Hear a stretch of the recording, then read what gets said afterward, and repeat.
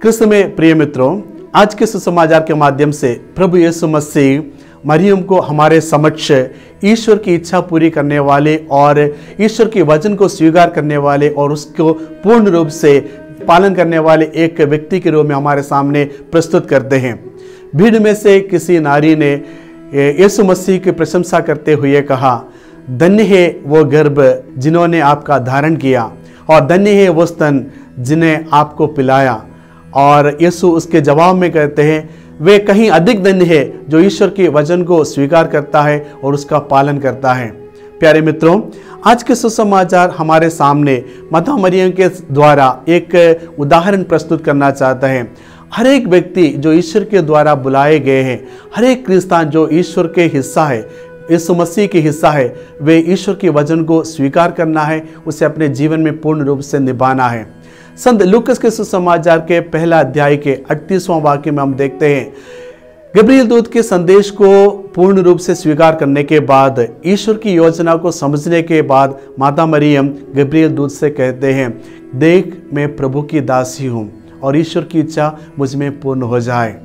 प्यारे मित्रों, इसकी पुष्टि आगे हम देखते हैं संत लूकास के सुसमाचार के पहला अध्याय के 42वां वाक्य में। जब मरियम एलिजाबेथ से भेंट करती है तो एलिजाबेथ मरियम की प्रशंसा करते हुए कहते हैं, धन्य है आप नारियों में और धन्य है आपका गर्भ का फल।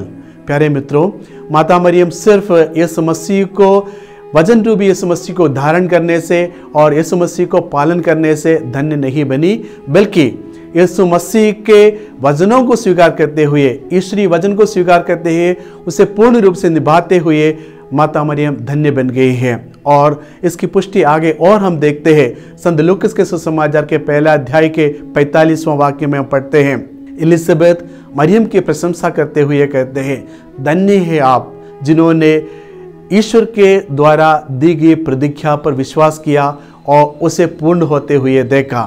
और इस प्रकार माता मरियम अपने जीवन में ईश्वर के वचन को स्वीकार करने के लिए और उसे अपनाने के लिए और पूर्ण रूप से निभाने के लिए प्रयत्न किया। फलस्वरूप वह एक मुक्तिदाता को दुनिया के समक्ष प्रस्तुत किया।